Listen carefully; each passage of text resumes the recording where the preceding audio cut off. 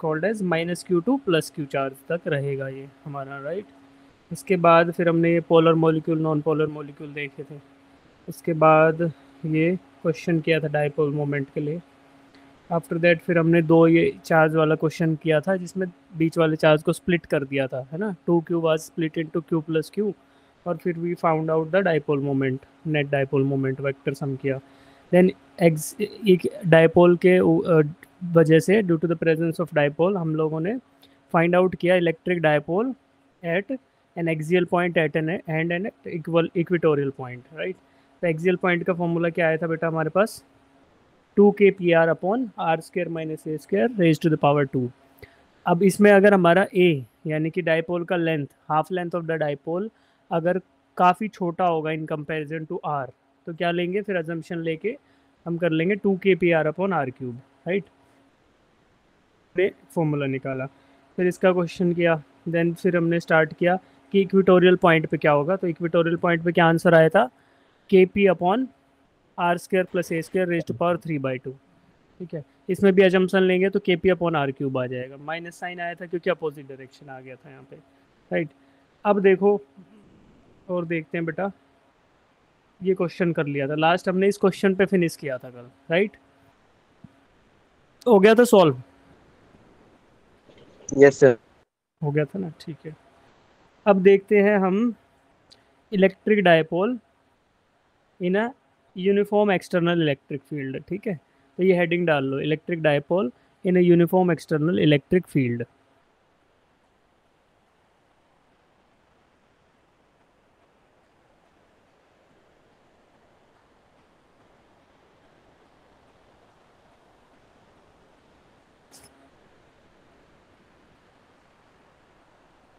ठीक है। अब यूनिफॉर्म इलेक्ट्रिक फील्ड कब होता है बताओ, जब हमारी electric field lines equidistant हो या फिर इरेगुलरली डिस्टेंट हो। इक्वी डिस्टेंट होगी, जब हमारी electric field lines equidistant होंगी तब उसको बोलेंगे this is called as electric uniform electric field, है ना। तो आपको ग्रीन कलर की लाइन दिख रही है, ये सारी इक्वी डिस्टेंट है, सभी लाइनों का डिस्टेंस एक दूसरी लाइन से बराबर है। तो हम बोलेंगे कि this is the case of uniform electric field. अब यूनिफॉर्म इलेक्ट्रिक फील्ड में जब हम डाइपोल को रखेंगे तो आपको क्या है कि डाइपोल दिख रहा है, positive charge and negative charge yes sir. दिख रहा है, ठीक है। तो अभी इसमें एक चेंज कर देते हैं, तो इसको मिटा ही देता हूँ मैं, फिर दोबारा ड्रॉ करते हैं, फिर देखना आप एक सारी चीज़ों को ध्यान से सुनता रहेंगे, है ना। जस्ट लिसन वेरी केयरफुली, और आप जो क्वेश्चन पूछूं वो बताना, ठीक है। तो यहाँ पे हम ड्रॉ कर रहे हैं बेटा यूनिफॉर्म इलेक्ट्रिक फील्ड।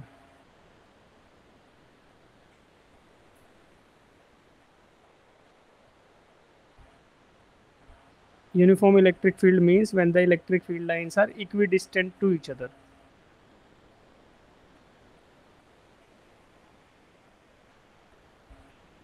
Right. अब direction of electric field is from positive to negative या negative to positive, negative to electric field का डायरेक्शन पॉजिटिव टू नेगेटिव होता है। Positive to negative. तो बेटा कहीं है ना ऐसे पॉजिटिव चार्ज रखा होगा, यूनिफॉर्मली डिस्ट्रीब्यूटेड पॉजिटिव चार्ज, उससे आपका सोर्स जनरेट हुआ। The source of uniform electric field is uniformly distributed charge, ठीक है। तो पॉजिटिव था, तो पॉजिटिव से चलकर ये इन्फिनिटी पर जा रहा है ना, these are landing at infinity, so these are parallel lines, और ये क्या बोलेंगे इलेक्ट्रिक फील्ड है, ठीक है। अब I need to place an electric dipole in this field, ठीक है बेटा। तो इलेक्ट्रिक डायपोल हैज कितना charges, there are two charges in an electric dipole. Let it be positive charge, and there is another charge called as negative charge, ठीक है। ये हमारा negative charge हो गया, राइट। अब डायपोल मोमेंट वेक्टर का direction is from negative to positive. Yes, तो हम ड्रॉ कर देते हैं negative to positive. This is the dipole moment vector, okay. Now tell me, will there be any force on the charge placed in an electric field? Force लगेगा, yes sir. Yes. Force का magnitude क्या होगा, F is equal to Q into E, Q into E. हमने electric field intensity का formula जब पढ़ा था, E is equal to F by Q, yes. So F is equal to Q into E. So there will be a force on the positive charge. Will there be any force on negative charge also, beta? Yes, sir. Yes. So वो किधर होगा? That will be, positively करो. है ना? तो that इसका magnitude क्या होगा? यहाँ भी F is equal to Q into E. अगर वेक्टर फॉर्म में लिखेंगे तो नेगेटिव आ जाएगा, minus Q E, because charge is negative और नेगेटिव डायरेक्शन में हो गया, राइट? अब देखो, अगर हम भूल जाएं एक सेकंड के लिए, if we forget that there is a dipole, just focus on the negative charge and the source of the electric field. Will that source that is uniformly distributed positive charge, क्या ये attract करेगा negative charge को? Yes. Yes, sir. And that's why there is a force F is equal to Q E. Yes. Similarly positive charge को क्या करेगा? Repel करेगा, है ना? तो वो आपको दिख रहा है कि फोर्स ऑफ रिपल्शन, इसका डायरेक्शन आपको ये मिलेगा. The magnitude of force on positive charge is Q E and the magnitude of force on negative charge is Q E. If I talk about कि what is the net force on the dipole, what is the net force on this dipole, कितना है बेटा? 2 QE. 2 Q E या फिर 0? The forces are acting in opposite direction to each other, cancel out हो जाएंगे. है ना? Cancel out हो जाएंगे. These forces are acting in the direction opposite to each other, तो they will cancel out each other. Yes. so if I talk ki the net force on dipole, net force on dipole placed in an uniform electric field, क्या आएगा आपका? Plus का QE and minus का QE, that will become as 0. so there is net 0 force on the dipole. okay, can we locate the center of the dipole also, beta? yes, this is the center of dipole, blue color. okay, is there any torque about this center of dipole? Do you feel that these forces will create a torque? Yes, sir. है ना? So there will be an clockwise torque. These forces will try to rotate the dipole about its center when it is placed in the uniform electric field. Shikha Gayatri, yes? Yes, sir. है ना? तो क्या करेंगे? Rotate करके इसको क्या करना कोशिश करेंगे? the forces will generate a torque about the center of the dipole and they will try to align this dipole along the electric field, है ना? तो क्या करेंगे बेटा? they will try to align this dipole. जब ये ऐसा alignment हो जाएगा, when the dipole will be aligned along the electric field, है ना? तो क्या होगा? force on positive charge will be in the positive I cap direction और force on negative charge क्या हो जाएगा? it will be in the negative I cap direction. So net force is already 0, we know that. In this case, net torque will also become 0. Yes, tau net will become 0 once the dipole is aligned in the direction of electric field. Yes, Tanishq? Yes. Why बेटा? क्योंकि इन दोनों electric dipoles का जो forces आ रहे हैं, इनका line of action same हो जाएगा. और लाइन ऑफ एक्शन अगर दोनों फोर्सेस का सेम हो गया, प्लस एफ का और माइनस एफ का, then the dipole will be aligned और यहाँ पर net torque and net force will become 0 once the dipole rotates in the clockwise direction. After the rotation the net force will become 0, net torque will also become 0. ठीक है, तो force तो through out ही 0 रहेगा. Net force on the dipole is 0 throughout or torque becomes 0 once the dipole is aligned in the direction of electric field. yes बेटा? Yes, sir. ठीक है. अब मुझे बताओ टॉर्क वेक्टर की अगर हम बात करें तो टॉर्क वेक्टर का फॉर्मूला क्या होता है? Tau is equal to P cross tau is equal to, अभी मैकेनिक्स के लिए बात करते हैं, आर क्रॉस एफ, है ना?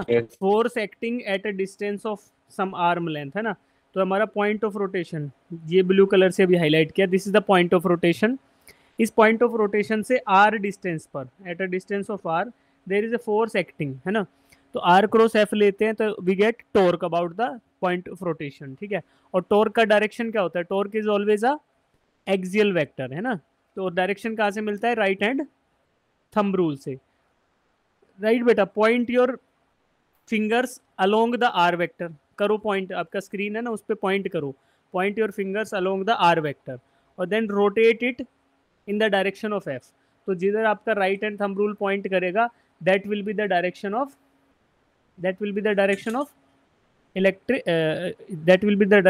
टॉर्क वेक्टर, है ना। तो देखो अभी, है ना, अभी देखो मैं पॉइंट कर रहा हूँ, I am pointing my fingers along the R vector, मैंने आर वेक्टर पे अपनी फिंगर को रखा और कर्ल किया एफ वेक्टर की तरफ, है ना। तो आर पे रखा और एफ पे कर्ल किया, तो आउटवर्ड, है ना, मेरा थंब किधर पॉइंट कर रहा है बेटा, my thumb is pointing in the, दिख नहीं रहा क्या ये, इसको दूसरा कैमरा ऑन करते हैं, रुको।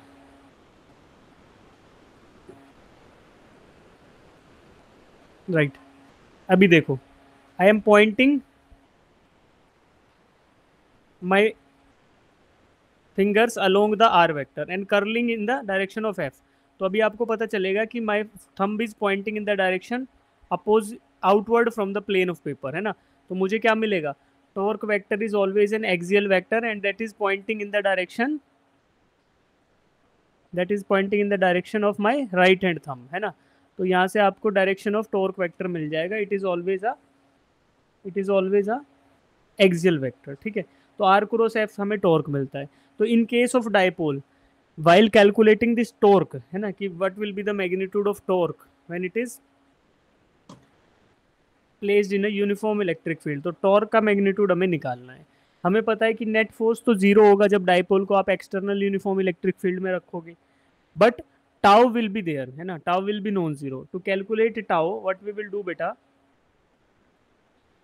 We will use the formula R cross F, है ना।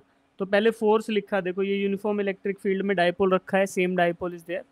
Now F net we need to find out, तो F net becomes zero and tau is r cross f. R cross f can also be written as rf sin theta, right? Now we will substitute the value of force, है ना। तो force is equal to f is equal to कितना था बेटा, f का magnitude क्या आया था, q into e, ठीक है।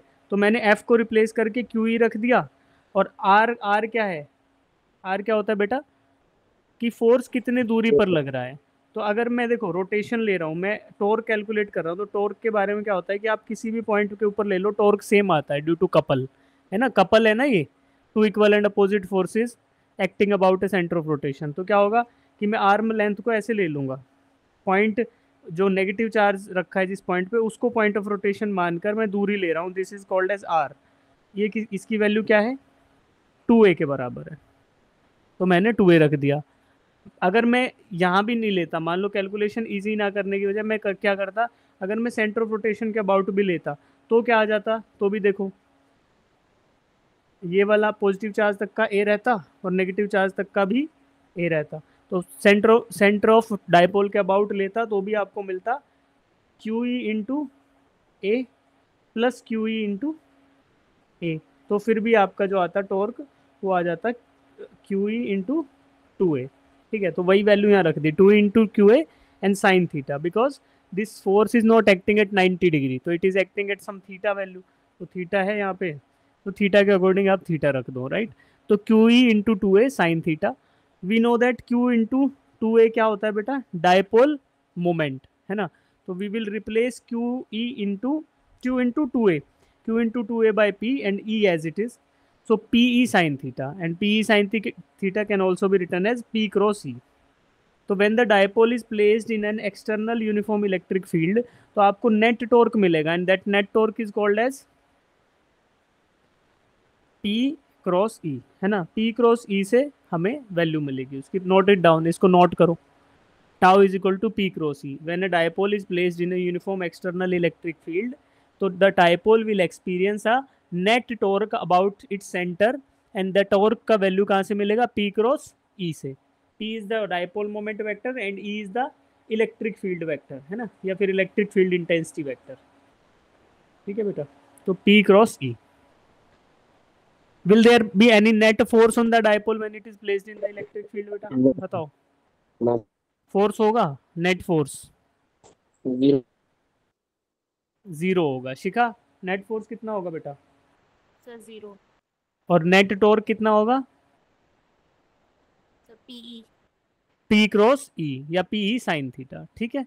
और डायरेक्शन क्या होगा बेटा, point your fingers in the direction of dipole moment and curl your fingers in the direction of electric field, तो आपको डायरेक्शन मिलेगा. अगर इस केस में मैं बात करूं तो what will be the direction of torque, into the plane of paper और out away from the plane of paper. अगर इस फिगर में बात करें तो पहले डाइपोल मोमेंट वेक्टर का डायरेक्शन ड्रॉ करो पहले. Where will be the direction of dipole moment, from negative to positive. Yes. Now I put my fingers in the direction of dipole moment and turn them in the direction of electric field. तो मैं turn करूंगा तो किधर आएगा, ऐसे clockwise. और clockwise turn करूंगा तो thumb will be pointing into the plane of paper, है ना, not away, going into the plane of paper. करके देखो आप, करो. पी वेक्टर को टर्न करो ई की तरफ, थंब किधर जा रहा है, into the invert into the plane of paper. तो आपको डायरेक्शन क्या मिलेगा, vertically into the plane of paper. तो आपको टॉर्क वेक्टर का डायरेक्शन मिलेगा into the plane of paper. ठीक है बेटा. और कब तक ये टॉर्क एक्ट करेगा, जब तक कि डायपोल इलेक्ट्रिक फील्ड के साथ अलाइन ना हो जाए, है ना. यहाँ लिख भी देते हैं, नेट टॉर्क बिकम्स 0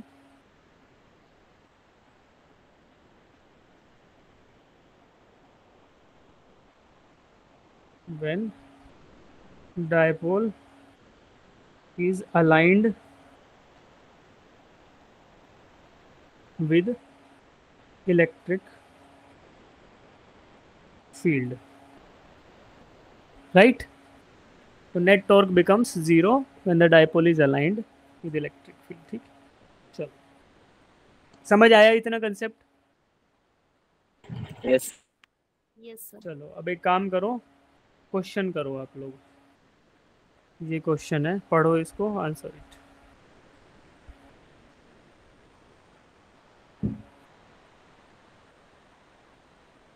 जैसे आंसर आएगा हैंड रेज कर लेना.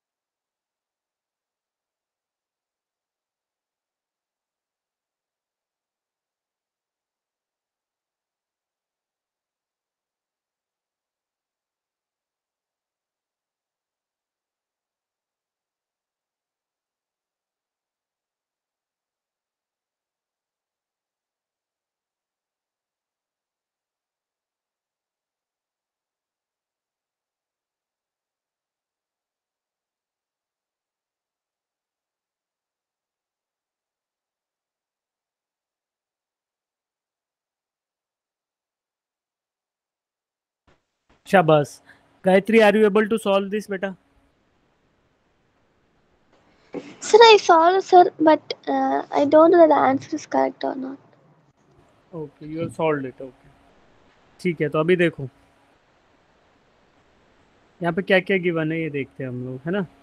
Electric dipole with dipole moment, तो आपको क्या क्या गिवन वैल्यूज हैं बेटा. डायपोल मोमेंट कितना दिया है, dipole moment is given as 4 × 10⁻⁻9 coulomb metre. ठीक है, dipole moment is given as 4 × 10⁻⁻9 coulomb metre. It is aligned at 30 degree with the direction of uniform electric field, and magnitude of uniform electric field is 5 × 10⁻4 Newton पर coulomb.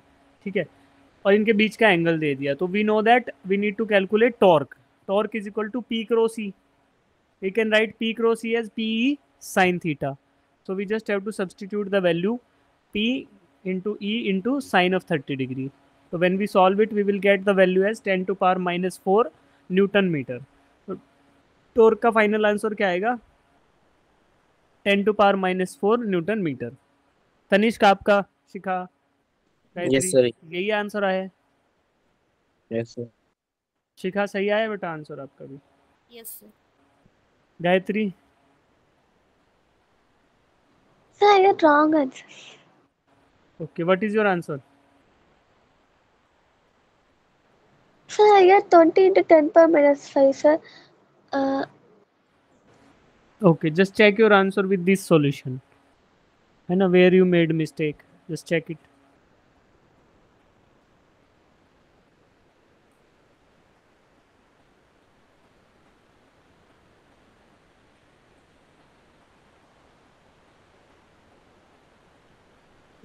I'm good. yes, sir, got answer.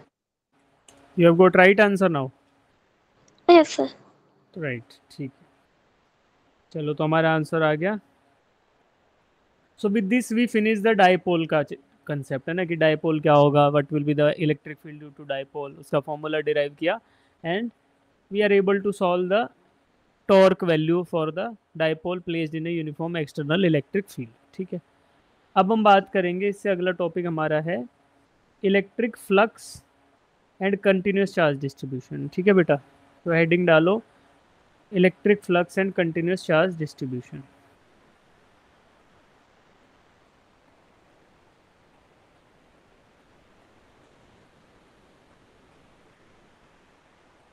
Electric flux and continuous charge distribution.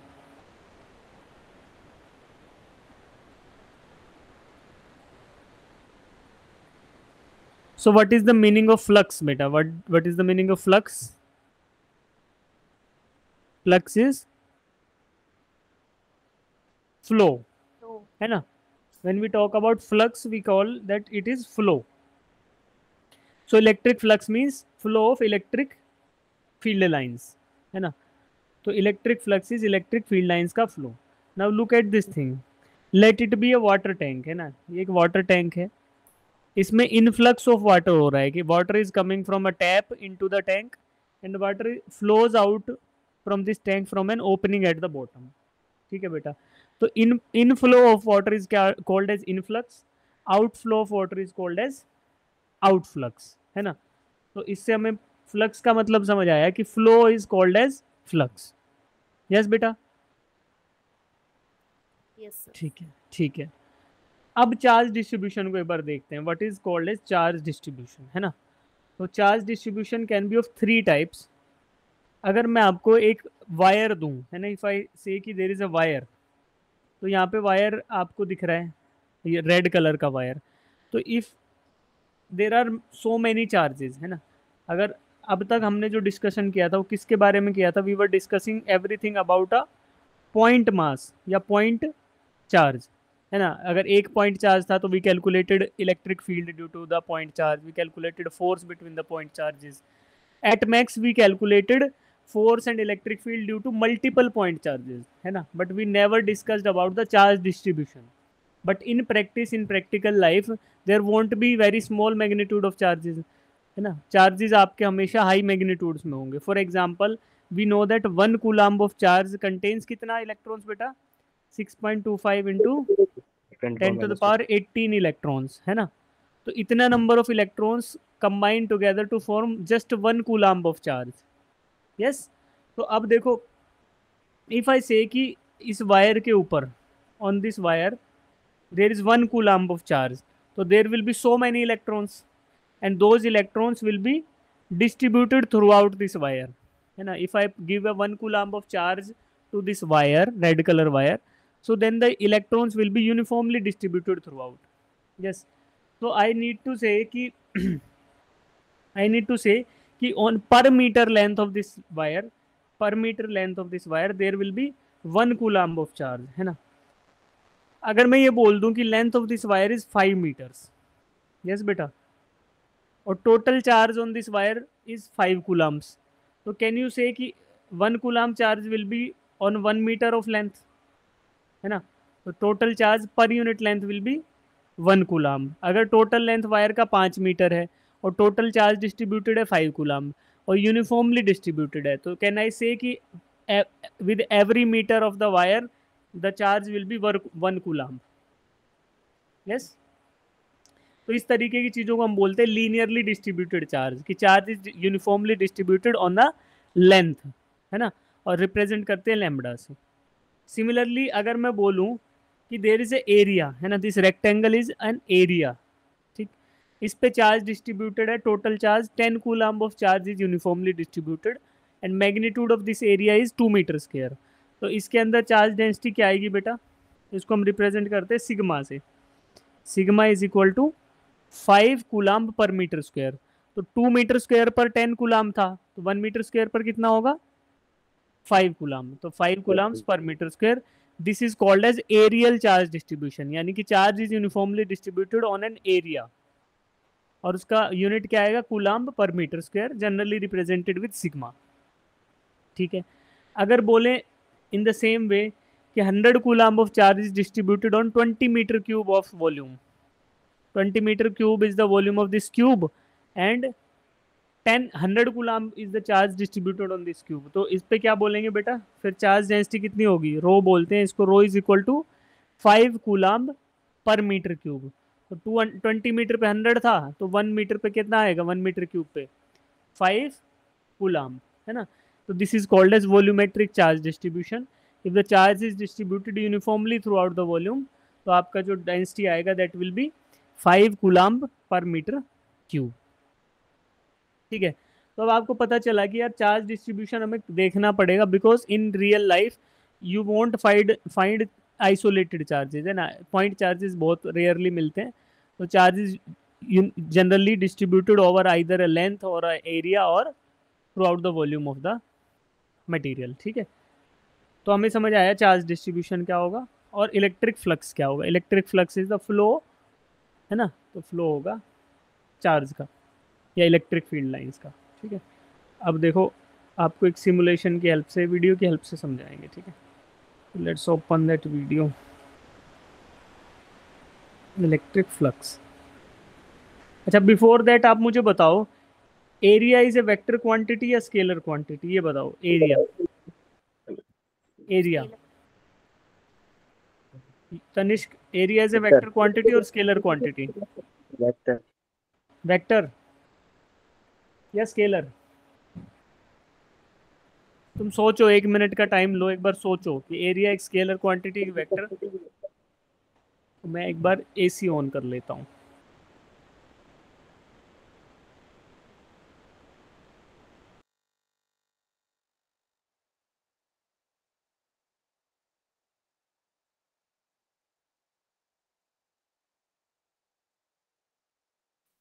Sir scalar quantity.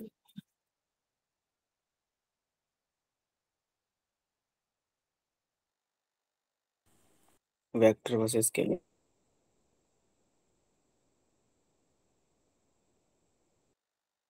बताओ क्या सोचा,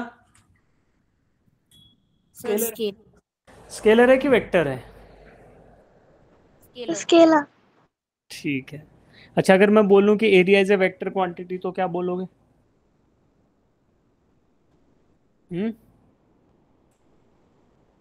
सुनो, जो अब तक हमने पढ़ा बेटा, है ना, उसमें हमने हमेशा एरिया को एक स्केलर क्वांटिटी के जैसा हमने ट्रीट किया, but area can be a vector quantity also, ठीक है। एग्जाम्पल बताता हूँ आपको। मान लो जैसा ये टैंक है ना जो ऊपर, यही टैंक हम ड्रॉ करते हैं, और आपको एक कुछ कंडीशन समझाता हूँ कि क्या करना है, फिर आप बताना कि क्या एरिया के डायरेक्शन पे चीज़ें डिपेंड करती है कि नहीं करती, ठीक है।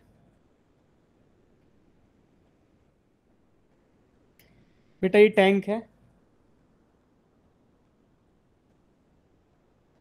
इसमें पानी भरा हुआ है।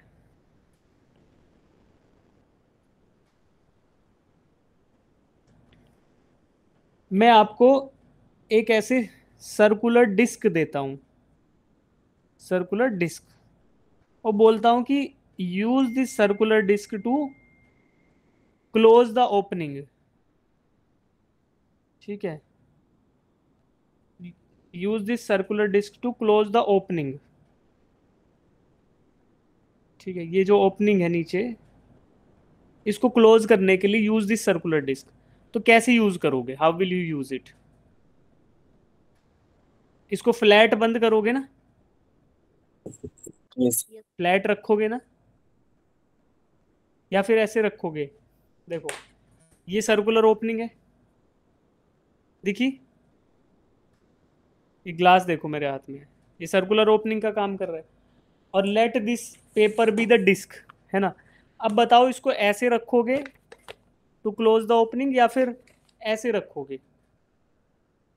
Sir closed opening. ऐसे नहीं रखोगे ना, लेंथ वाइज नहीं रखोगे ना, आप ऐसे को फ्लैट रखोगे इस पे to close the opening. Yes. तो अब मुझे बताओ क्या एरिया के ओरिएंटेशन से फर्क पड़ा डायरेक्शन ऑफ एरिया से? Yes, पढ़ा sir. ना एप्लीकेशन में। भाई इसको ऐसे रखने से तो ये क्लोज नहीं हुआ, और इसको ऐसे फ्लैट रखने से क्लोज हो गया। तो similarly area can should be treated as a vector quantity sometimes, क्योंकि एरिया के ओरिएंटेशन से हमारे पे वैल्यूज में फर्क पड़ जा रहा है, या फिर किसी प्रैक्टिकल एप्लीकेशन में फर्क पड़ जा रहा है। तो बेटा अब तक जो हमने पढ़ा था वो एरिया के बारे में जो पढ़ा था, that is area as a scalar quantity, but area sometimes behaves as a vector quantity also.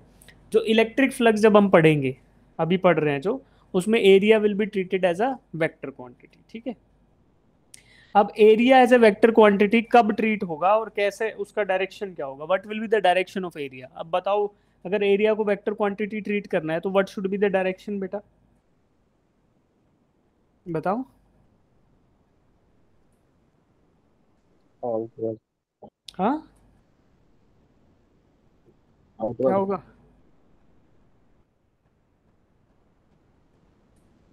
देखो, ये एरिया है, सर्कल है, ठीक है। इसके सेंटर से आपने एक लाइन पास कर दी, देखी? Yes sir. अब क्या करना है बेटा? अब क्या करना है, डायरेक्शन ऑफ एरिया वेक्टर जो होगा ना, वो हमेशा एरिया के परपेंडिकुलर लिया जाएगा। ठीक है, perpendicular to the surface of area. ठीक है, तो सरफेस ऑफ एरिया था, उसके हमेशा परपेंडिकुलर लोगे किसको? एरिया वेक्टर को। जो ये सरफेस ऑफ एरिया है, इससे हमेशा आप परपेंडिकुलर वाली जो डायरेक्शन होगी वही क्या कहलाएगी? Direction of area vector. तो ये चीज आपको याद रखनी है कि एरिया के परपेंडिकुलर जो डायरेक्शन होगा वही क्या होगा? Direction of area vector. ठीक है, आया समझ कुछ? तो अगर मैं इसको ओपनिंग को क्लोज करता with the help of that disc, तो डिस्क आपका कुछ ऐसा हो जाता।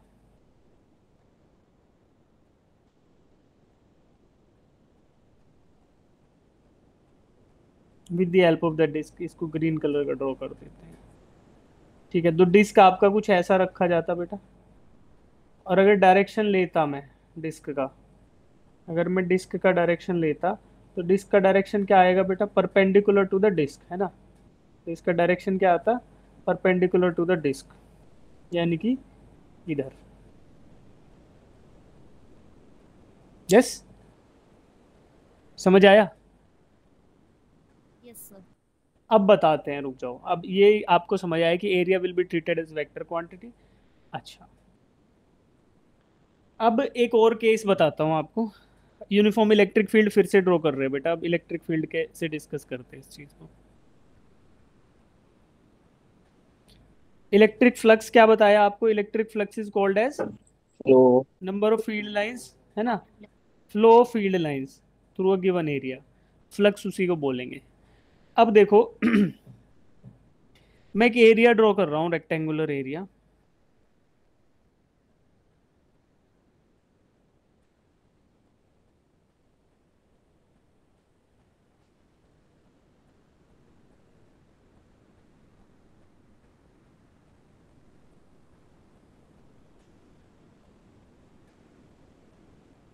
अब मुझे बताओ number of field lines passing through this area कितनी है बेटा? 6। 6. 6 है, ठीक है। ओके, और इस एरिया का डायरेक्शन अगर मैं ड्रॉ करना चाहूँ, ये एरिया को मैं हाईलाइट कर देता हूँ रेड कलर से। इस एरिया का अगर मैं डायरेक्शन ड्रॉ करना चाहूँ, what will be the direction बेटा? Any direction. Perpendicular to the, perpendicular to the, surface. Perpendicular to the surface. ठीक है, तो अगर परपेंडिकुलर टू द सरफेस हम ड्रॉ करेंगे तो उसका डायरेक्शन किधर आएगा? Outward. इलेक्ट्रिक फील्ड के साथ। इलेक्ट्रिक फील्ड वाला ही डायरेक्शन आ जाएगा। समझ गए? तो देखो, area, actual area is aligned perpendicular to the electric field lines, but the direction of area vector is in the direction of electric field line, This field lines. ठीक है ना। तो एरिया वेक्टर को हम जनरली रिप्रेजेंट करते हैं बेटा S vector से या एन वेक्टर से, है ना। एस होगा या फिर एन वेक्टर होगा, ठीक है। Normal vector, normal to the area, generally S से भी रिप्रेजेंट करते हैं। और इलेक्ट्रिक फील्ड को कैसे रिप्रेजेंट करते हैं? इलेक्ट्रिक फील्ड इंटेंसिटी वेक्टर से, समझ गए। अब यहाँ पे नोटिस करना है कि direction of electric field vector and area vector is same. अगर मैं थीटा की बात करूं, theta between E and S क्या है यहाँ पे? 0। Theta between E and S 0 है कि नहीं है, ये बताओ। Yes sir. भाई दोनों पॉइंट क्या कर रहे हैं? आई कैप डायरेक्शन में, तो दोनों के बीच में एंगल 0 है। और area is aligned perpendicular to electric field vector, ठीक, ठीक है। अगर मैं इस थीटा को बढ़ाऊंगा तो क्या होगा? अगर मैं थीटा को इंक्रीज करूं तो क्या होगा बेटा? जो एरिया है ना वो थोड़ा सा ऐसे अलाइन हो जाएगा और उसका डायरेक्शन जो है वो थोड़ा चेंज हो जाएगा। और इलेक्ट्रिक फील्ड का डायरेक्शन तो आपको पता है कि इधर ही था, तो this theta becomes non zero then. मान लो हमने 60 डिग्री पे अलाइन कर दिया तो एरिया ऐसे अलाइन हो जाएगा, राइट। अब देखो एक वीडियो दिखाता हूँ, उसके बाद बात करेंगे आगे।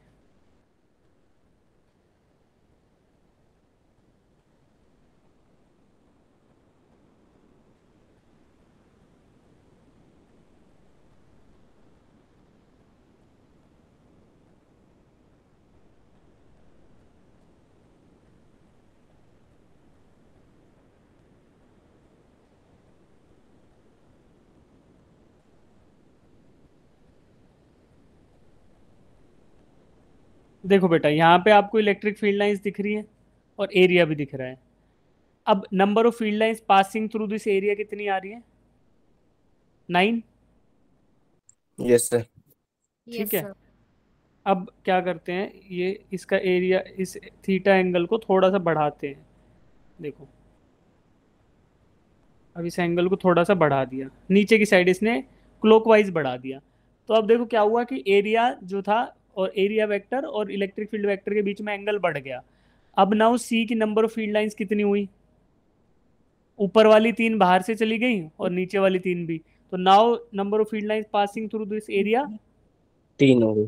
3 हो गई, रिड्यूस हो गई, है ना। तो as I increase the theta value, number of field lines Decrease. Reduces, decreases. Decreases, है ना। ओके। अगर मैं इस एरिया का मैग्नीट्यूड अब बढ़ा दूं, एरिया, इस एरिया का साइज बढ़ा दूं, तो क्या फिर से इन सबको इंक्लूड कर सकता हूं? Yes sir. है ना। तो as I increase the area का magnitude then the number of field line passing through that area increases. As I increase the theta value, number of field lines decreases. Okay. If the density of electric field lines increases, अगर यहाँ पे density of electric field line increase कर जाए तो क्या number of field line passing through given area increase होंगी? Yes sir.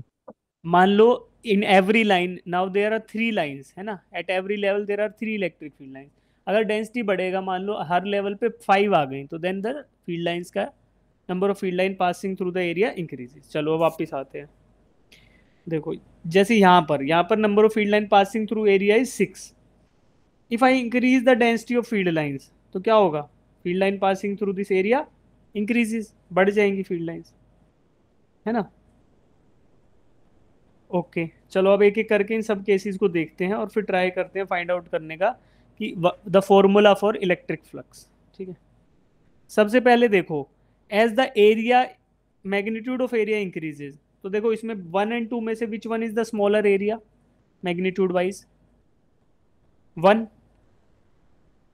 is a smaller area, 2 is larger.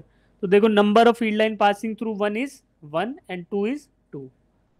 So that's why if we increase the area, the number of field line passing through that area is increases. कब? देखो field तो uniform ही है बेटा, ये field तो आपका uniform ही है, field को आपने चेंज नहीं किया यहाँ पे, ठीक। ओके। इलेक्ट्रिक फील्ड अगर बढ़ेगा, अगर इलेक्ट्रिक फील्ड बिकम्स स्ट्रोंगर तो क्या होगा? Density of electric field line increases, so number of field line passing through that given surface also increases, and as a result flux will also increase, flow of field lines through the area increase. Yes, similarly area, surface area बढ़ाएंगे तो smaller area less number of field lines, larger area more number of field lines crossing the area. ठीक है, और thirdly क्या है, angle between electric field and surface. तो electric field and surface के बीच में एंगल क्या था, angle between area and field decreases, number of field line passing through, fewer field lines will pass. और अगर वेक्टर की बात करें तो जैसी जैसी एरिया वेक्टर, अगर एरिया वेक्टर की डायरेक्शन, वो एरिया के बारे में बोल रहा है, यहाँ पे लिखा जो एरिया लिखा है, बट हम एरिया वेक्टर की बात करें तो as the angle between area vector and electric field line increases, तो क्या होगा, number of field line passing through area decrease करेंगी। यस बेटा, Yes, sir. तो less will be the flux. ठीक है, अब देखो इन सब बातों को इकट्ठा लिख रहे हैं कि फ्लक्स को रिप्रेजेंट किया फाई से, तो electric flux is represented by phi. तो इलेक्ट्रिक फ्लक्स क्या था, फाई था, और हमें पता है कि it is directly proportional to the magnitude of electric field, it is directly proportional to the magnitude of area, and it is inversely proportional to the theta between them. तो inverse proportionality कैसे दिखाते हैं, cos theta से दिखा सकते हैं, है ना। तो as the angle increases cos theta value decreases, when the angle is zero the magnitude is maximum. तो ऐसे लिख के हमने इक्वेशन ड्राइव किया किसका, इलेक्ट्रिक फ्लक्स का, ई एस cos थीटा, है ना। Yes, sir. तो E S cos theta is the value for electric flux, और cos थीटा को ही हम क्या लिख सकते हैं, dot product E dot S, dot product between electric field vector and area vector, right. तो इस फॉर्मूला को नोट डाउन करो कि phi is equal to E S cos theta and phi is equal to E dot S.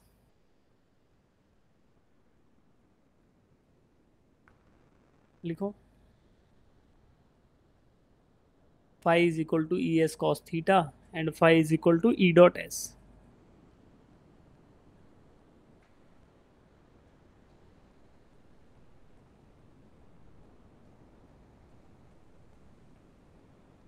ये कब है ये formula, जब हमारा इलेक्ट्रिक फील्ड क्या है, यूनिफॉर्म है, यूनिफॉर्म इलेक्ट्रिक फील्ड। अगर इलेक्ट्रिक फील्ड नॉन यूनिफॉर्म हो बेटा, जैसे मान लो कि ऊपर तो लाइनें इक्विडिस्टेंट है, ये फिर धीरे धीरे ये जो गैप है ये बढ़ गया मान लो ऐसे, तो आपने क्या करना है, फिर जो बिगर एरिया आपको एस दिख रहा है ना, उसको स्मॉलर स्मॉलर एलिमेंटल एरियाज में ब्रेक डाउन कर लो, और हर एक एरिया के थ्रू कितनी पास कर रही हो उन सबको देखो और ऐड अप कर दो, है ना। तो क्या करेंगे, उसी को बोलते हैं कि आप उसको छोटे छोटे टुकड़ों में तोड़ो, ई डॉट एस प्रोडक्ट लो एंड देन इंटीग्रेट देम, तो फिर जो total flux given through the area क्या आएगा वो आपको मिल जाएगा, है ना। तो उसको क्या बोलेंगे, अगर नॉन यूनिफॉर्म इलेक्ट्रिक फील्ड होगा तो then you have to do integration, integration E dot D S, integration E dot D S. तो एरिया का इंटीग्रेशन करना है और करस्पॉन्डिंग इलेक्ट्रिक फील्ड लाइंस को ऐड करते चले जाना है। ठीक है, what is the SI unit for flux बेटा, क्या होगा कि आपको मल्टीप्लाई करना है इलेक्ट्रिक फील्ड इंटेंसिटी के यूनिट को और एरिया के यूनिट को। तो area is called as metre square और इलेक्ट्रिक फील्ड क्या होगा, न्यूटन पर कूलाम्ब। ठीक है, Newton meter per coulomb. है ना, न्यूटन मीटर स्क्वायर पर कूलाम्ब, न्यूटन मीटर स्क्वायर पर कूलाम्ब। ठीक है, चलो अब ये हो गया, क्लोज्ड सरफेस के लिए अभी बताएंगे कैसे करना है, बट बिफोर दैट ये क्वेश्चन सॉल्व करो आप एक बार। आपको करना है, फॉर्मूला अभी बताया था ना, ये वाला क्वेश्चन सॉल्व करो। फील्ड लाइंस, आपको फ्लक्स निकालना है, यहाँ पे दे दिया आपको इलेक्ट्रिक फील्ड वेक्टर दिया एंड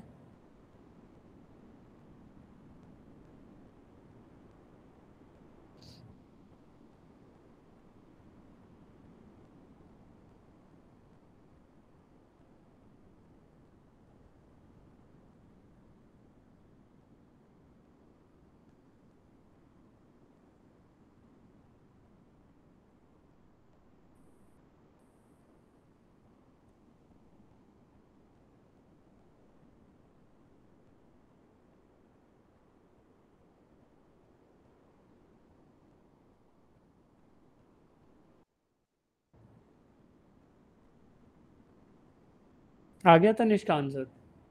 यस सर। ठीक है।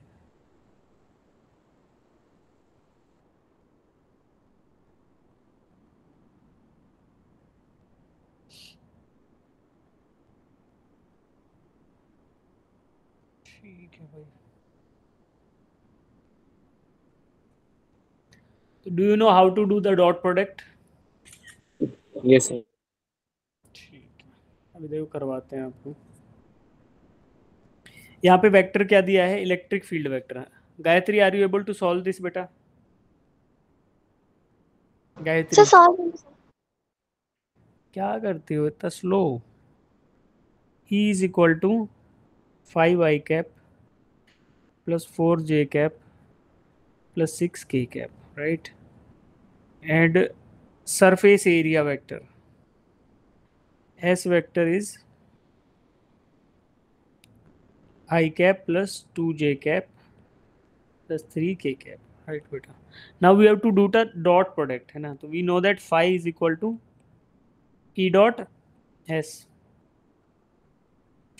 अब वेक्टर को डॉट प्रोडक्ट करना है तो कैसे करेंगे बेटा? Phi is equal to dot product लेना है 5 i cap plus 4 j cap. Gayatri ध्यान से देखो, अदरवाइज आपको अगले बार भी टाइम लगेगा फिर इस चीज को करने में। This is so easy question बेटा। To sir J I cap got 31। 31 आ गया ना? ठीक है, 31 इज द राइट आंसर। इसका फाइव वन जा 5, 4 2 जा 8 एंड 6 3 जा 18, इनको ऐड करोगे तो आपको क्या मिलेगा? 31। यूनिट क्या आएगा? न्यूटन मीटर स्क्वायर पर कूलम। ठीक है, Newton. So this is the right answer बेटा, 31। ठीक है, यहाँ पे ना थोड़ा कंफ्यूजिंग लिखा है, इसको करेक्ट कर देते हैं। ये मीटर स्क्वायर है ना, इसको काट ही देते हैं इधर, ऐसे दोबारा लिख देते हैं न्यूटन मीटर स्क्वायर कूलम। तो ये आ गया आपका। तो डॉट प्रोडक्ट करना था, इजी था। ठीक है, अब एक और क्वेश्चन है, एक बार इसको ट्राई करो, then I will teach you कि क्लोज्ड सरफेस के लिए कैसे करेंगे। ठीक है, just try to solve this question बेटा। इसमें टाइम लो आप, 3 मिनट का टाइम लो आराम से पूरा। उससे पहले आता है तो बहुत अच्छा है। Just read this question and try to solve कि कुछ सोचो इसके बारे में कि क्या करना है। ठीक है।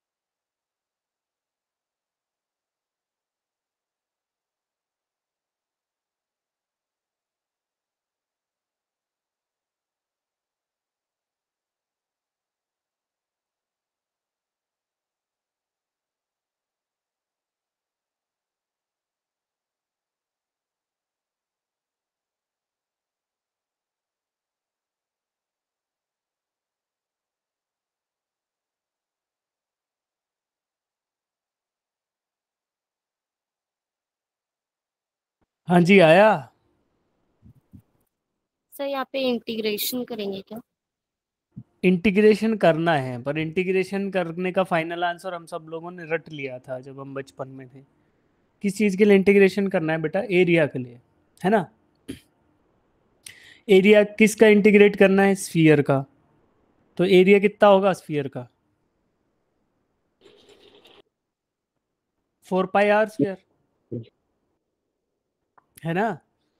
तो देखो क्या करना है बेटा, टोटल फ्लक्स निकालना है। ए charge q is placed at the centre of A sphere of radius r। कोई q चार्ज रख दिया, स्फीयर है आपका रेड कलर का, इसके सेंटर पे या कहीं भी आपने q चार्ज रख दिया, राइट। अब इस q चार्ज से क्या हो रहा है? Electric field lines, positive q है तो इलेक्ट्रिक फील्ड लाइंस एमर्ज कर रही हैं बेटा, राइट।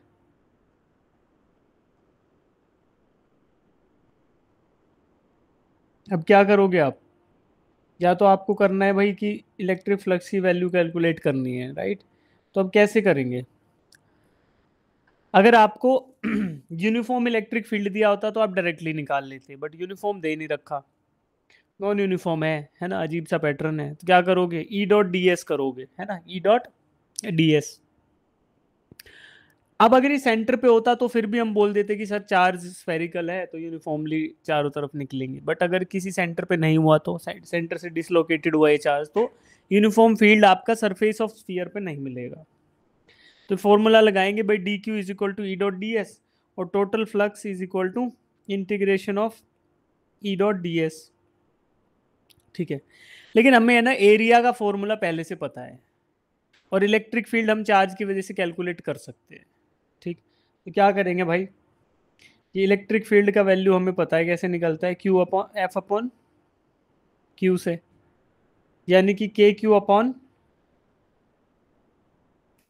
आर स्क्वायर से निकल जाएगा, ठीक है।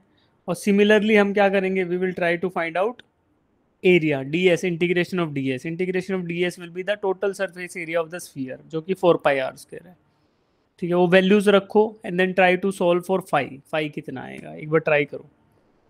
ई is equal to K Q upon R square, और D S is the 4 pi r square. Try करो एक बार क्या आती है वैल्यू।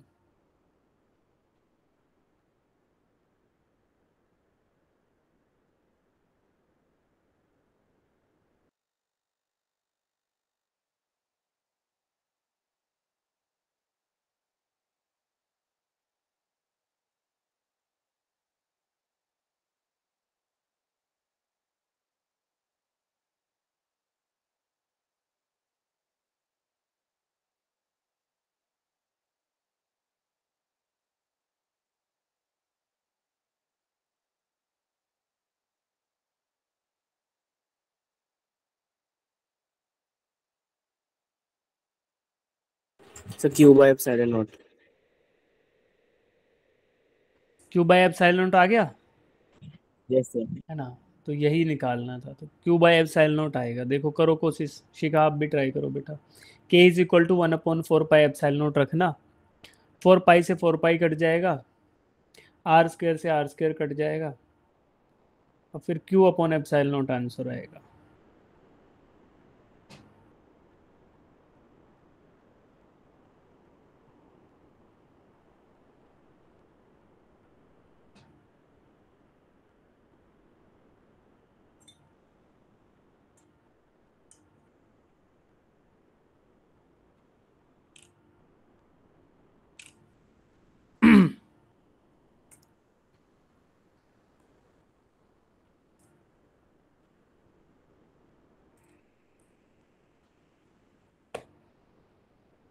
देखो क्यू को पॉजिटिव अज्यूम किया, शिखा आ गया आपका भी, यस सर। ठीक है। तो देखो अब क्या करेंगे, एट एवरी सरफेस, देखो अंदर चार्ज क्यू था बेटा, from the charge the electric field lines emerge radially outwards, है ना। तो जब ये रेडियली आउटवर्ड एमर्ज करेंगी तो इस पे भी रेडियली हिट करेंगी, इस पे बाहर वाले स्फीयर पे। तो at every point on the surface electric field lines and the area vector, उन दोनों का डायरेक्शन क्या रहेगा? सेम। तो electric field vector and the area vector always parallel to each other, that means theta is 0 between them. तो आपका cos theta की value कितनी आ जाएगी, 1 आ जाएगी। ठीक है, तो फिर आपका phi will be E integrated D S. ठीक है, ये किया आपने, phi is equal to K Q upon R square into 4 pi r² किया। फाई बिकम्स, के की वैल्यू आपने 1/4 पाई एप्सिलॉन नॉट रख दी, तो 1/4 पाई एप्सिलॉन नॉट जब के को रखोगे तो आपकी वैल्यूज जो हैं कट जाएंगी, है ना। के इसी को इक्वल्स टू रखते हैं 1/4 pi epsilon not Q upon r² into 4 pi r²। ठीक है बेटा, तो r² से r² कट जाएगा, 4 पाई से 4 पाई कट जाएगा, और अल्टीमेटली जो आपका फाई आएगा that will be Q upon epsilon naught. तो if a charge is placed at the centre of a sphere, तो इलेक्ट्रिक फ्लक्स कितना आएगा, total electric flux through the sphere is Q upon epsilon naught. कर पाए? हो गया, Yes, sir. Tanishka भी हो गया, शिखा, गायत्री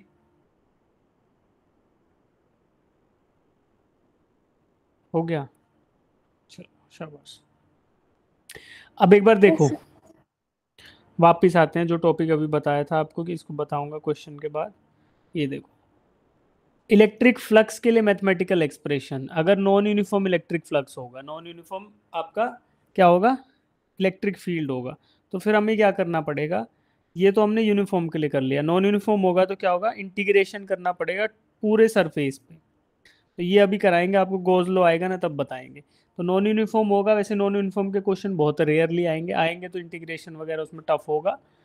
तो या तो आपका फिगर बेस्ड आ जाएगा ना, डायग्राम बेस्ड क्वेश्चन, अगर नहीं आता है वैसा तो फिर वो टफ होगा। तो उसको आपको करना है तो ई डॉट डी एस से करेंगे, और वहाँ पे आपको हर पॉइंट पे ई लेना पड़ेगा, हर पॉइंट पे एरिया एलिमेंट लेना पड़ेगा, और फिर आपको टोटल फ्लक्स कैलकुलेट करना पड़ेगा by multiplying local electric field with the area element. ठीक है, तो अगर नॉन यूनिफॉर्म हुआ तो ऐसा करना पड़ेगा।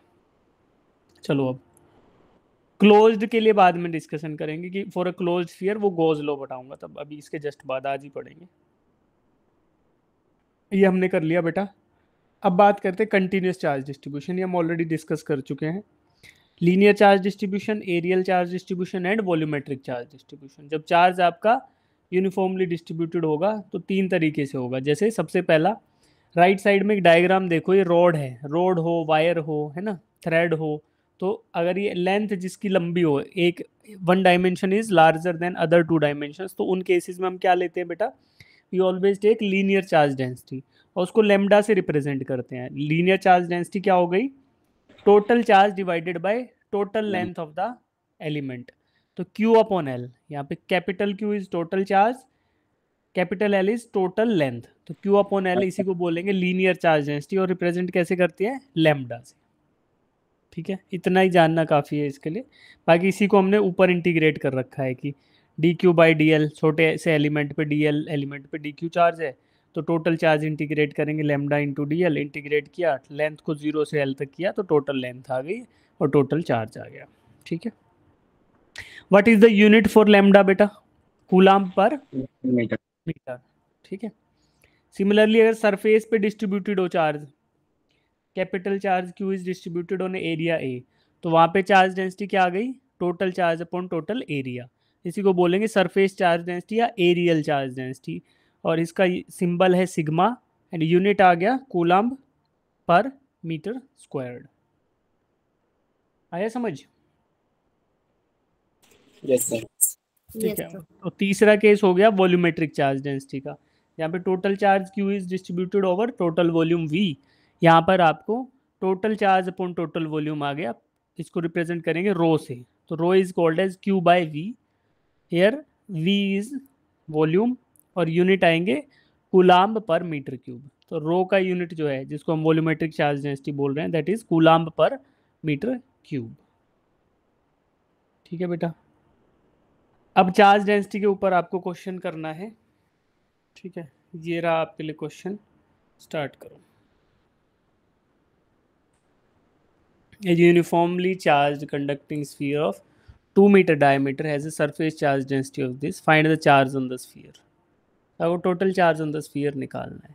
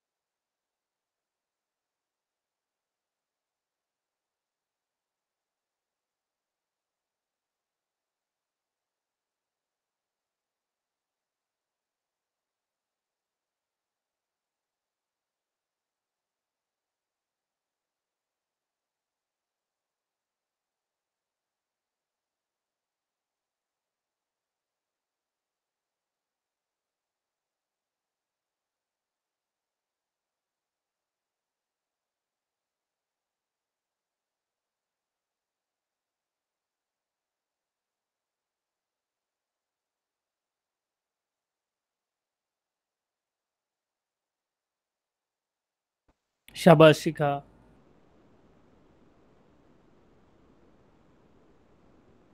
शाबाश तनिष्क।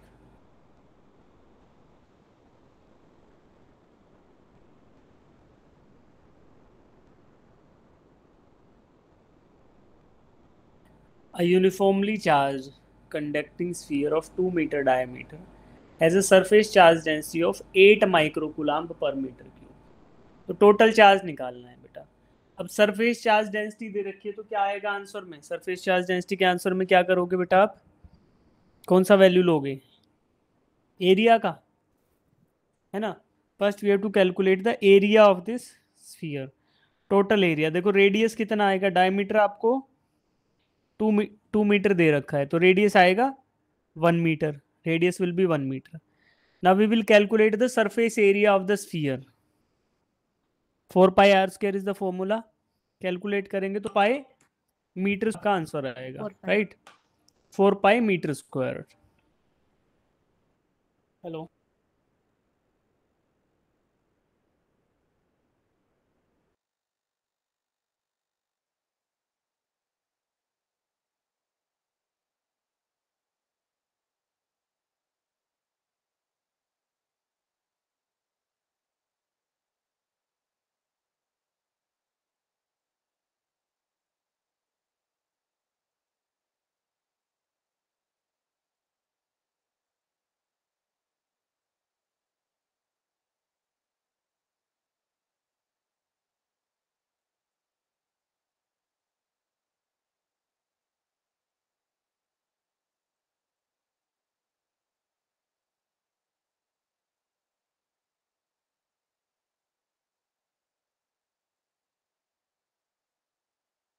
ठीक है जी, सुनो अभी। अच्छा सॉरी यार, एक फ़ोन आ गया था इम्पोर्टेंट। हाँ, तो हमारा यहाँ पे बेटा 4π m² इज़ द एरिया जो आ गया। अब हमें दे रखा है surface charge density 80 microcoulomb charge per unit of area, यानी कि 1 मीटर स्क्वायर एरिया पे 80 माइक्रोकूलम्ब चार्ज डिस्ट्रीब्यूटेड है। तो नाउ यहाँ we have to calculate, sigma दे दिया हमने, एरिया हमने कैलकुलेट कर लिया, we have to calculate total charge. तो Q becomes sigma into A. Sigma question में दे रखा था, एरिया 4π हमने कैलकुलेट किया, इसको हमने फाइनली इवैल्यूएट करेंगे तो 1004.8 microcoulomb is the total charge. ठीक है बेटा, 1 मीटर स्क्वायर एरिया पे 80 माइक्रोकूलम था और पूरे के पूरे स्फीयर पे 104.8 microcoulomb. Shikha Tanishk answer match किया आपका बेटा? Yes sir. Correct. Yes, sir. ठीक है, Gayatri are you able to solve this question बेटा? Sir, last I get the wrong answer. Okay. Was the method appropriate that you used? Yes, sir. The Okay, last. you use, कोई बात नहीं, सिली mistake था, तो you use the right method. ठीक है, okay. चलिए, तो 1004.8 और it is also equal to 10⁻³ coulombs, है ना। माइक्रो कूलम आया था, उसको अप्रोक्सीमेट किया हमने 1000 माइक्रो कूलम, और उसी को 10⁻³ कूलम भी लिख सकते हैं। ठीक है, अब हमें समझ आया, इस आज हमने पढ़ लिया यहाँ पे कि phi is equal to dot product between E and S, और अगर नॉन यूनिफॉर्म होगा तो we have to take the elemental area elements और उनके ऊपर आपको ई डॉट डी एस हर बार लेना पड़ेगा। उसके अलावा हमने लीनियर चार्ज डेंसिटी देखा, it is Q/L। Surface charge density देखा, sigma is equal to Q/L। And volumetric charge density देखा, Q/V। ठीक है बेटा, इतना सबको समझ आया तो give me a thumbs up. जितना ये जो अभी पढ़ाया, जो आज समझ आया तो give me a thumbs up बेटा, या ठीक है। अब देखो आपको क्या करना है, इलेक्ट्रिक डायपोल में आपको पढ़ा चुका, अब मैं आपको पढ़ाऊंगा गॉस लॉ, है ना, कि गॉस लॉ, गॉसियन सरफेसेस क्या होते हैं। तो बिफोर दैट एक सेकंड में उस फाइल को इधर शेयर कर लेता हूँ यार, मैंने फाइल को एक्सपोर्ट किया क्या? अच्छा, इसको एक्सपोर्ट ही नहीं कर पाया, ओ एंड पीडीएफ में भी हाँ हो तो रहा है। ओके, अच्छा इसको मेल कर देता हूँ, ये सही रहेगा। मेरा लाइसेंस एक्सपायर हो गया यार इसका आज।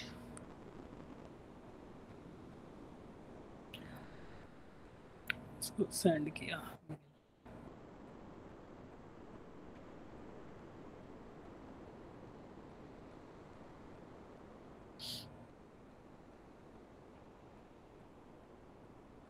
शायद मेल आ जाएगा मेरे पास इसका, जीमेल।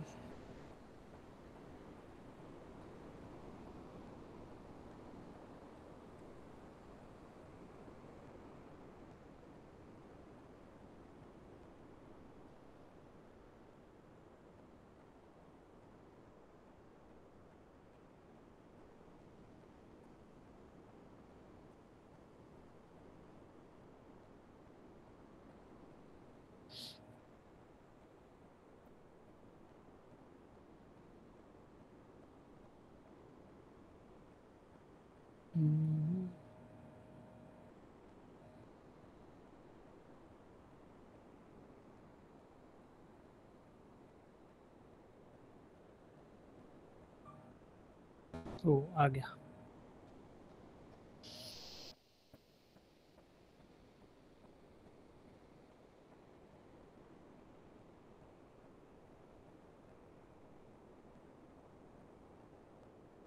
तो गॉस लॉ क्या बात करता है बेटा कि किसी भी एनक्लोज्ड फिगर में, जैसे अभी हमने निकाला था ना कि एक चार्ज डिस्ट्रीब्यूटेड है आपका स्फीयर के अंदर रहे, लेकिन है एक स्फीयर के अंदर कोई चार्ज रखा हुआ है, तो हमने क्या निकाला था बेटा, इलेक्ट्रिक फील्ड का वैल्यू क्या आ गया था, क्या आया था 1/4πε क्यू अपॉन आर स्क्वायर, और फ्लक्स का वैल्यू क्या आ गया था, इलेक्ट्रिक फील्ड इंटू ई डॉट डी एस, है ना। तो हमने इलेक्ट्रिक फील्ड और फ्लक्स को रिलेट कर दिया वहाँ पे, तो उसी के बारे में अभी देखो आगे डिस्कशन करेंगे रिगार्डिंग गॉस लॉ। और बेसिकली हम समझ लेते हैं गॉस लॉ का एप्लीकेशन क्या रहेगा, और उसके बाद ये देख लेते हैं कि गॉस लॉ से how we will find Gaussian surface क्या होगा। ठीक है, बहुत इंपॉर्टेंट टॉपिक है, ध्यान से सुनना, Gauss law and it's applications. तो सबसे पहले देखेंगे बेटा कि गॉस लॉ क्या बोलता है, व्हाट इज गॉस लॉ, और उसके बाद एप्लीकेशन ऑफ गॉस लॉ देखेंगे। ठीक है, सबसे पहले हेडिंग डालो गॉस लॉ, हेडिंग डाल लो Gauss law.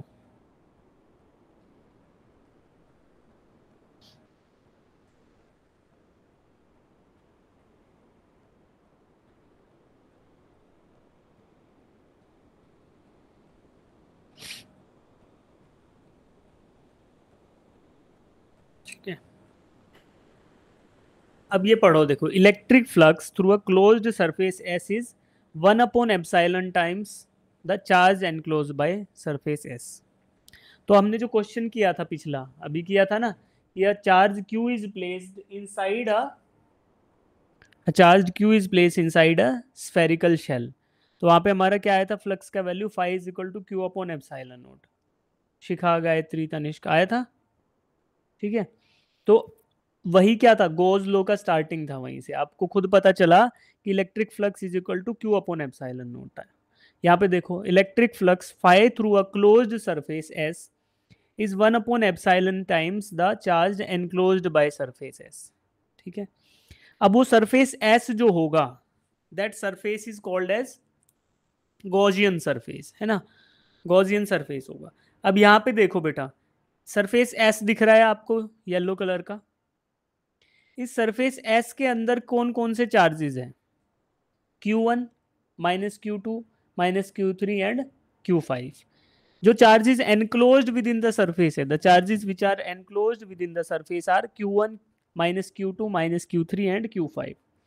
Now Gauss law says कि, गॉस लॉ क्या बोलता है कि phi will be 1/ε times the total charge enclosed by the surface. तो net charge enclosed by this surface is plus Q1 minus Q2 minus Q3 and plus Q5. So these are the charges which are enclosed by this surface. So according to Gauss law, phi is equal to Q enclosed divided by epsilon naught. Here Qn क्या है बेटा, Qn enclosed charge, the charge which is inside this Gaussian surface. ठीक है बेटा, तो इससे हमें क्या मिलता है कि total charges Q1 minus Q2 minus Q3 plus Q5 and hence 5 will be equal to total charge divided by epsilon naught. ठीक है, तो did you understand this thing कि फ्लक्स को कैलकुलेट करना है in through a closed surface, we can use Gauss law to find out flux का value and that is nothing but Q enclosed by epsilon naught. ठीक है, चलो अब देखो, goes low true is true for any closed surface. अब surface को केवल closed होना चाहिए, उसका शेप साइज पे कुछ मैटर नहीं करता, राइट। जैसे मान लो मैं आपको ये 3 चार्ज दिए, आप क्या करो कि इनको किसी सरफेस के अंदर क्लोज कर दो। ठीक है, और वो सरफेस के थ्रू आपको अगर पूछा जाए कि total flux through this surface, यानी कि in case this rectangle, total flux through this rectangular surface will be equal to Q upon epsilon naught, right. ठीक है बेटा, एक और एग्जांपल देखते हैं खुद से ड्रॉ करके।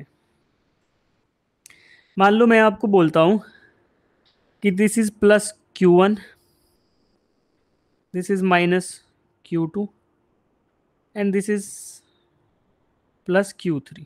ठीक है बेटा, अब मैं एक सरफेस ड्रॉ करता हूं, ये रैंडमली शेप्ड कुछ भी सरफेस, इसको मैंने बोला S1, सरफेस 1। एक और सरफेस ड्रॉ किया मैंने S2। ठीक है, और एक third randomly shaped surface draw किया मैंने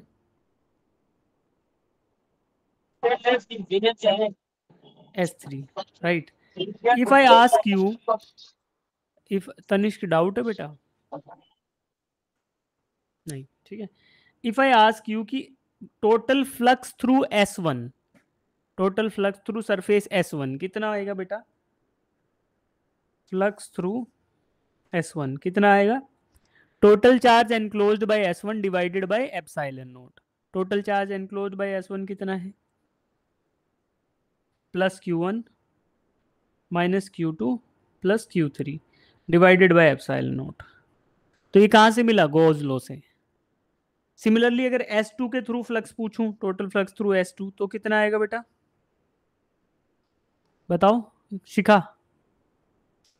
total flux through surface S2 कितना आएगा? Plus Q1 minus Q2 plus Q3 upon में ये E नॉट। अपॉन में एप्सिलॉन नॉट। ठीक है, तनिष्क बताओ S3 के थ्रू फ्लक्स कितना आएगा बेटा? कितना आएगा तनिष्क? तनिष्क माइक ऑन नहीं कर पा रहा है, शायद उसका बैकग्राउंड में नॉइस है। ठीक है, तो आपको समझ आता है Sir, you are कि not audible. I am not Audible? Yes, sir. Now you are audible. Can you repeat? हाँ, मैं ही कह रहा हूँ what will be the total flux through surface S3? S1 S2 का प्लस रहेगा, plus Q1 minus Q2 plus Q3 है ना। तो अगर बात करें कि S1 S2 S3 तीनों के थ्रू सेम ही फ्लक्स है ना, तो अब Gaussian surface can have any shape but it should be closed. वो क्लोज सरफेस होना चाहिए, तो आपको टोटल फ्लक्स मिल जाएगा total charge enclosed divided by epsilon naught. ठीक है, तो ये आपको समझ आ गया। अब देखो, चॉइस ऑफ गॉसियन सरफेस हमारे पे डिपेंड करता है या क्वेश्चन में दिया होना चाहिए, तो वो हम कर सकते हैं, राइट। बस the only requirement is it should be a closed surface बेटा, हमेशा क्लोज्ड रहेगा, ओपन सरफेस नहीं हो सकता है। ओपन सरफेस हो, मान लो अगर मैं बोलूं कि these are two charges plus Q1 और एक चार्ज है माइनस Q2, अगर मैं बोलूं give me the flux through this surface S1, क्या होगा? Can you use Gauss law? No, No, sir. नहीं कर पाएंगे। क्यों? क्योंकि बेटा देखो, कुछ फ्लक्स इधर से जा रहा होगा जिसको हम काउंट नहीं कर पा रहे, तो वो हमारा एरर आ जाएगा, हमें पता ही नहीं चलेगा कि जो फ्लक्स है वो, है ना। तो the surface should be closed surface, यानी कि जितना भी फ्लक्स निकले, इनफ्लक्स या आउटफ्लक्स जो भी हो, वो इस सरफेस के थ्रू जाना चाहिए। तो that the only requirement is कि surface should always be a closed surface, it can not be an open surface. Shape size कुछ भी हो, कितना भी रैंडमली शेप्ड हो, कितना भी आर्बिट्रेरली साइज हो, कोई दिक्कत नहीं है। ठीक है, अब ये आपको समझ आ गया, right. The electric field due to, ये सब समझ आ गया, ऐसी समझा दी मैंने आपको। The surface that is chosen for application of Gauss law is called as Gaussian surface, ये भी आपको बता दिया कि गॉसियन सरफेस होगा। और we can choose any Gaussian surface and apply Gauss law, ठीक है, वो कुछ भी हो, सर्कल हो, सिलेंड्रिकल हो, आर्बिट्रेरली कुछ भी रैंडम शेप हो, ये हमने डिस्कस कर लिया। But it should be a closed surface, हमेशा क्लोज्ड होना चाहिए, ओपन नहीं होगा, ठीक है। अब एक बार इसको पढ़ो, जो लिखा है ना कि गॉसियन सरफेस जो है आपका या तो परपेंडिकुलर होगा या पैरेलल होगा to the electric field lines, ये रिक्वायरमेंट होना चाहिए, this should be the requirement. Shape आप साइज ले लोगे but there should be a requirement to the Gaussian surface. अगर आपको कैलकुलेशन करना है, आपको टोटल फ्लक्स का कैलकुलेशन मैन्युअली करना है, तो क्या करोगे, या तो आपका गॉसियन सरफेस की जो साइड्स हैं वो कुछ साइड्स आपकी पैरेलल हो सकती है अलोंग द इलेक्ट्रिक फील्ड, कुछ हो सकती है perpendicular to the electric field, तो ये रिक्वायरमेंट आपका होगा। Then you can calculate electric flux. देखो phi is equal to Q upon epsilon naught, इसी को हमने ई डॉट डी एस लिखा था because phi is always surface का integration E dot D S. अब अगर ई और डी एस परपेंडिकुलर हैं तो क्या होगा बेटा, दोनों के बीच का एंगल 90 और कोस थीटा 0 हो जाएगा, तो उस केस में फ्लक्स 0 हो जाएगा। वो हमने देखा भी था, कब देखा था, ये बताया था कि आपको अगर यूनिफॉर्म इलेक्ट्रिक फील्ड है, if there is a uniform electric field और एरिया वेक्टर और इलेक्ट्रिक फील्ड वेक्टर दोनों 90 डिग्री पे हो जाए, इसका मतलब क्या होगा बेटा, एरिया आपका ऐसे अलाइन हो गया और एरिया वेक्टर आपका इसके परपेंडिकुलर है। अब एरिया का कोई वो तो होता नहीं है, डायमेंशन थिकनेस तो होती नहीं है, तो total field line passing through this given area becomes 0 जब ये 90 डिग्री हो जाएंगे, यानी थीटा 90 हो गया है। तो आपका अगर इस केस में क्या बोलेंगे कि sides of the area are perpendicular, sides of the area are parallel to the field and area vector is perpendicular. और दूसरा केस क्या होगा, जब आपका एरिया वेक्टर और electric field vector they are parallel to each other. Am I audible बेटा? Shikha, Yes, sir. So, screen share stop हो गया यार मेरा, गर्मी इतनी है कि ओवर हीट हो जा रहा है सब कुछ।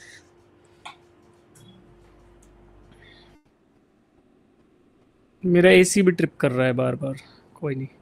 तो E is parallel to DS, तो पैरेलल टू DS कब होगा बेटा, जो हमने जनरल केस देखा था, E is parallel to DS, this is the electric field vector, trip कर गया फिर से एसी, ठीक है, this is electric field vector, यहाँ पे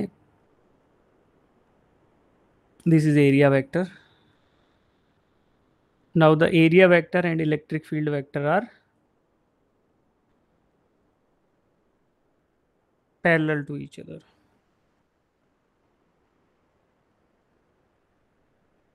दे are parallel to each other, तो ये वाला केस है। इस केस में total flux will be passing through the area, तो in this case flux will B E dot ds, now we just have to calculate the area of the surface, है ना, integration ds, और आपको E का magnitude given होगा, ऐसा आप calculate कर लोगे, then you will be able to find out the flux and that will be equal to Q enclosed by epsilon naught by Gauss law, ठीक है। ये सारी चीज़ें ध्यान में रखते हुए आपको एक क्वेश्चन दे रहा हूँ, ये ट्राई करो एक बार, जस्ट ट्राई दिस क्वेश्चन, फिर इसका सॉल्यूशन मैं आपको बताऊंगा, फिर आगे कल करेंगे अगले क्लास में। Just try to solve this question.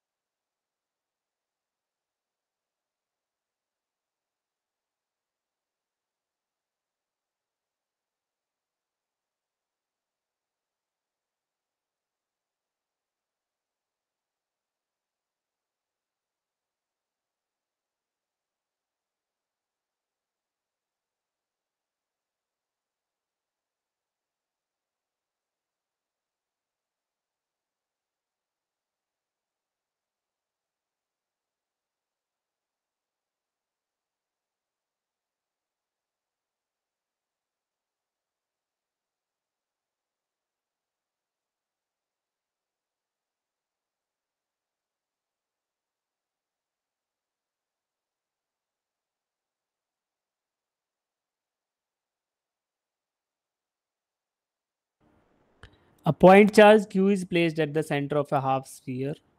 Find out the electric flux passing through the surface. ठीक है बेटा, एक पॉइंट चार्ज रखेंगे सेंटर ऑफ द स्फीयर के ऊपर, ठीक है, ये पॉइंट चार्ज है. This point charge is placed at the centre of a sphere. ठीक है बेटा.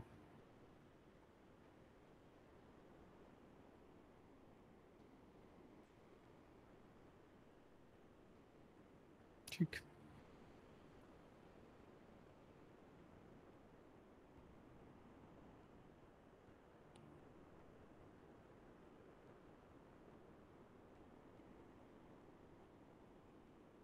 ठीक है. अब क्या करना है, हाफ स्फीयर, अगर हेमिस्फीयर की बात करें तो ऐसा होगा, पासिंग थ्रू दिस चार्ज. एक अपर हाफ होगा, एक लोअर हाफ होगा. अब इस फील्ड से, इस इलेक्ट्रिक जो क्या बोलते हैं चार्ज से फील्ड लाइंस निकलेंगे बेटा यूनिफॉर्मली थ्रू आउट. कुछ लोअर हाफ स्फीयर से चली जाएंगी, कुछ अपर हाफ स्फीयर से चली जाएंगी.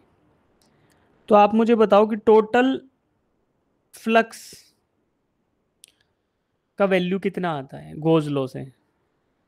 टोटल फ्लक्स कितना होगा, phi is equal to Q upon epsilon naught. क्योंकि इसको एनक्लोज किसने किया, एक स्फीयर ने इसको टोटली एनक्लोज कर लिया. तो phi through the sphere is Q upon epsilon naught. तो हाफ स्फीयर के थ्रू कितना होगा, Q by 2 pi Yeah, but E. तो phi through hemisphere is Q upon epsilon naught into 1/2. तो इसको करेंगे, that is Q upon 2 epsilon naught. ठीक है बेटा. ऐसा क्यों आया, क्योंकि हेमिस्फीयर जो है वो इसको क्लोज नहीं कर पाया. तो हेमिस्फीयर ये बीच में ऐसे रखा था, तो इसने पूछा है क्वेश्चन ने, थोड़ा अच्छे से फॉर्मुलेट नहीं किया, बट आपको जो क्वेश्चन दिया वो ये है कि हेमिस्फीयर से कितना जाएगा. ठीक है, तो आपका आएगा final answer Q upon 2 epsilon naught. ठीक है, तो इतना समझ आया आपको. Yes, sir. yes, sir. ठीक, अब इसके आगे का जो है हम अगली क्लास में करेंगे. नेक्स्ट क्लास आपकी जो है